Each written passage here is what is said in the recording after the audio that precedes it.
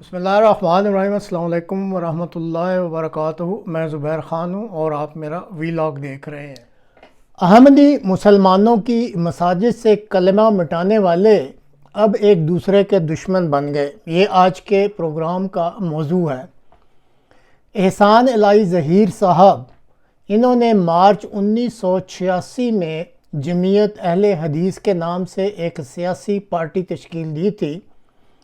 یہ صاحب جنرل ضیاء الحق کے بہت بڑے ناقد تھے۔ 23 مارچ 1987 کو لاہور میں ایک جلسے کے دوران ان پر قاتلانہ حملہ ہوا۔ ان کو سعودی عرب لے جایا گیا تاکہ علاج ہو سکے، مگر جان بر نہ ہو سکے۔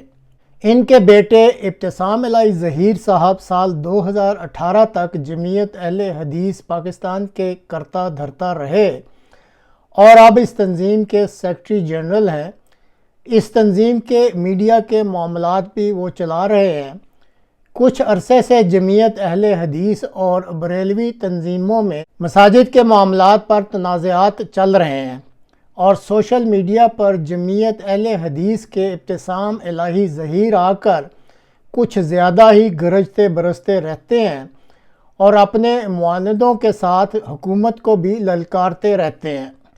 اسی ایک تنازع کے پس منظر میں، یعنی جو مسجد کے بارے میں تنازع ہے، اس تنازع کے پس منظر میں آپ انجینئر علی مرزا صاحب کا ایک مختصر سا ویڈیو کلپ سن لیں اور پھر اس کلپ میں اٹھائے گئے نکتے کے بارے میں بات کی جائے گی۔ اس میں جو بیک گراؤنڈ ہے پورے معاملے کا، وہ مساجد کا ہی مسئلہ ہے۔ آپ کو پتہ ہے انہوں نے اپنی مسجدیں الگ الگ اس لیے بنائی ہیں کہ ایک دوسرے کے پیچھے نماز پڑھنے کے قائل نہیں ہیں، اور اس سے بڑھ کر ان دونوں فرقوں کے بزرگوں نے ایک دوسرے کو اسلام سے باہر نکالا ہوا ہے، اسلام سے، اور انہی کا فیض ہے یہ انورٹڈ کاماز میں جو آج تک جاری ہے۔ مسجد بریلویوں کے پاس تھی، مسجد یا رسول اللہ، پھر اہل حدیث کے پاس آئی جوبلی ٹاؤن لاہور میں، پھر اہل حدیث کے پاس اس وقت آ چکی ہے، کورٹ میں ان کے مقدمات چل رہے ہیں۔ مسجد کا نام یا رسول اللہ ہے تو ظاہر ہے کہ وہ بریلوی ہی اس قسم کا نام رکھیں گے، اہل حدیث تو نہیں رکھیں گے۔ مسجدوں کے ناموں سے پتہ چل جاتا ہے کہ کس فرقے کی مسجد ہے۔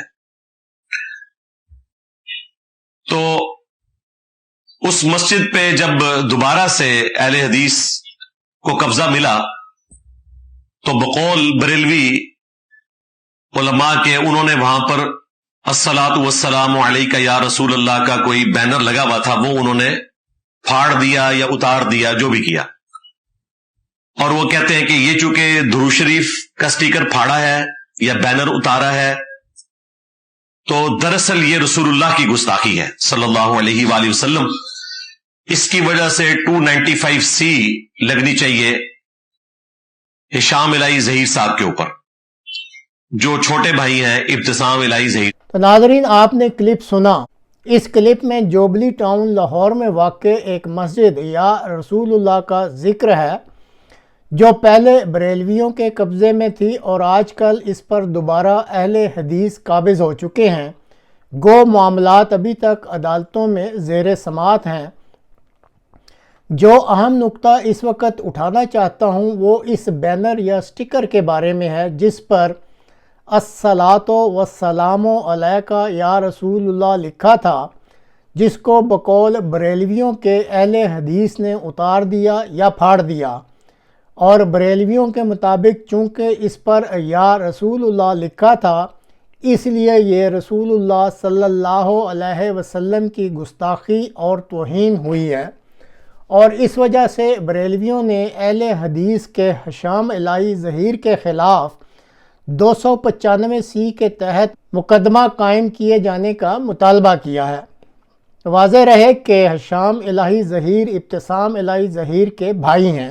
اب یہاں احمدیہ مسلم جماعت کی ان بے شمار مساجد کا ذکر کرنا مقصود ہے جہاں پر کلمہ طیبہ لا الہ الا اللہ محمد الرسول اللہ لکھا ہوتا ہے۔ اس تحریر کو یا تو مٹا دیا جاتا ہے یا توڑ پھوڑ کر کوڑے کرکٹ میں پھینک دیا جاتا ہے، اور یہ سب کچھ ان نام نہاد مولویوں کے ایما پر ان کے سامنے ہی کیا جاتا ہے۔ تو کیا اس وقت آن حضرت صلی اللہ علیہ وسلم کی گستاخی یا توہین نہیں ہوتی؟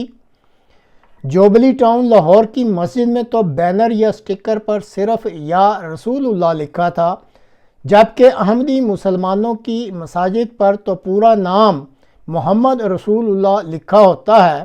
اس سے تو صاف ظاہر ہوتا ہے کہ یہ سارا سٹنٹ سیاسی طور پر چلایا جا رہا ہے۔ اگر بانی اسلام آن حضرت صلی اللہ علیہ وسلم کے لیے غیرت اور حمیت ہوتی تو پھر احمدی مسلمانوں کی مساجد کی پیشانیوں سے محمد رسول اللہ کا نام کبھی بھی نہ مٹایا جاتا۔ ان نام نہاد مولویوں کے یہ جو بدبودار کرتوت ہیں، ان کو دیکھ کر ان سے واقعی گھن آنے لگتی ہے، اور یہ حدیث بھی ذہن میں بار بار گھومنے لگ جاتی ہے کہ واقعی موجودہ دور میں یہ علماء سو ہی بدترین مخلوق ہیں۔